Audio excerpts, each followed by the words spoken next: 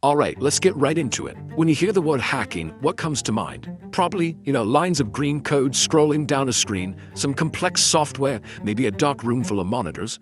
Well, today we're going to pull back the curtain on the world of cybersecurity and see how the pros legally hack into systems to make them even stronger. But first, let me ask you a question. Just forget all the software, the exploits, the fancy hardware for a second. What do you think is a hacker's single most powerful tool?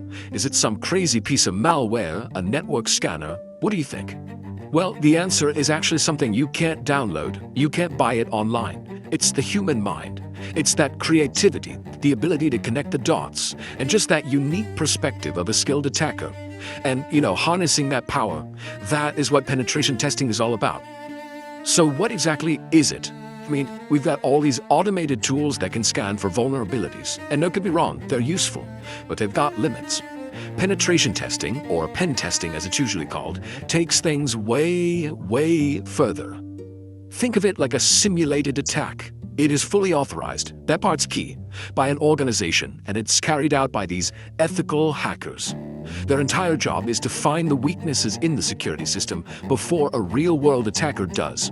They basically bridge the gap between what a simple automated scan can find and what a determined, creative human being can figure out.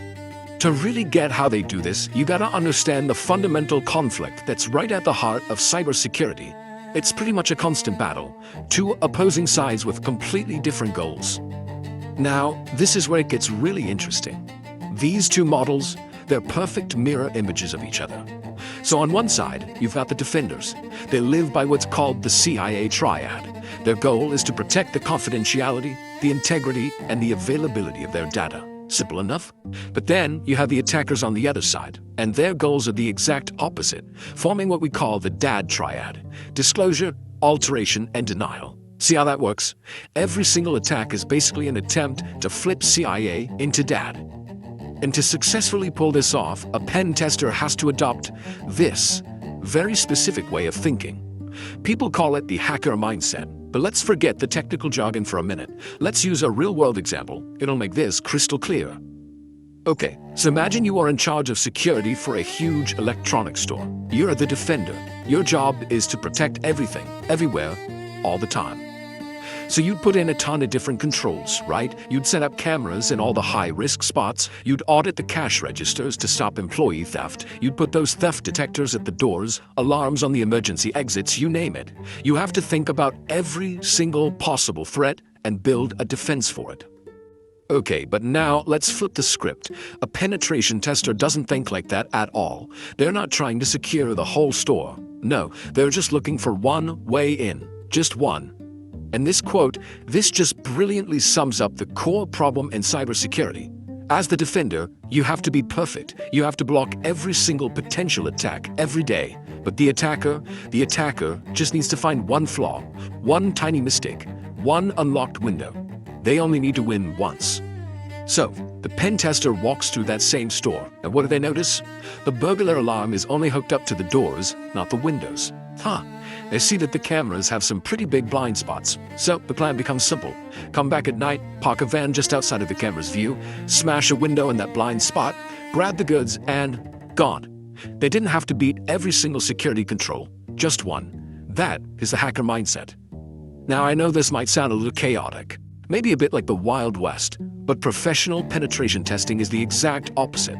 It's actually a highly disciplined, super structured process. It's not just about randomly trying to break things. The whole thing, like the process CompTIA lays out here, is broken down into 5 distinct stages. It always starts with engagement management. That's the planning phase, right? It's where you set the rules, the scope, get all the legal stuff signed. Then comes reconnaissance, which is like the attacker's research phase, just gathering intel on the target. After that, you've got vulnerability discovery, where you use that research to find the actual weak spots. Then comes the part everyone thinks of as hacking, attacks and exploits, where the tester actively tries to get past security. And finally, post-exploitation. This is all about what an attacker can do after they've gotten in. And then, of course, the most important part, reporting all the findings back to the client. So why do companies go through all this trouble? It takes time, it can be expensive. Why not just stick with the automated scanners? Well, the reasons are actually pretty huge, and they range from finding unique weaknesses to just satisfying legal requirements. Pen tests give you a kind of knowledge you just can't get anywhere else. They find these complex vulnerabilities that automated scanners will miss 100% of the time. And when they succeed, they give the company a detailed blueprint on exactly how to fix the problems. But most importantly, it's the only way to really truly test your defenses against that creative, unpredictable human element we started with. And, sometimes you don't even have a choice in the matter. Let's look at a huge real-world driver for this: compliance. The most common one is something called PCI DSS. Basically, if your company handles credit card data in any way, shape, or form, you are contractually obligated to follow these security rules. And if you dig through the hundreds of pages of the PCI DSS rules, you'll find very specific requirements for penetration testing. And as you can see, it's not just a suggestion.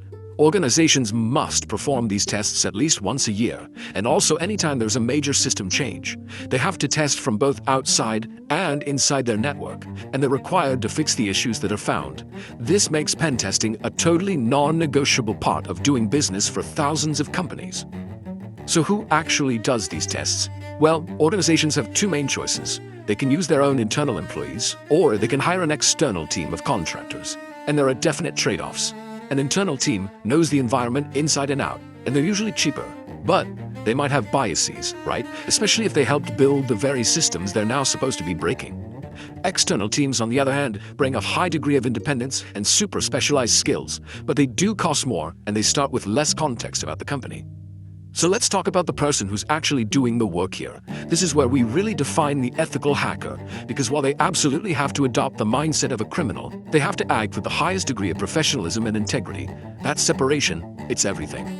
So the crucial thing to remember is that this work is governed by a really strict code of ethics. Testers have to stay within the agreed-upon scope, no going rogue. They absolutely have to protect the confidentiality of any client data they find. And if they happen to stumble upon evidence of a real, active breach while they're doing their test, they have to report it immediately. It's a job that requires an immense amount of trust. Which kind of brings us to our final thought. Let's say your defenses are absolutely rock solid. I mean, they block 99.99% of all attacks. That sounds fantastic, doesn't it? But remember what we learned about the hacker mindset. They only need to win once. So I'll leave you with this question.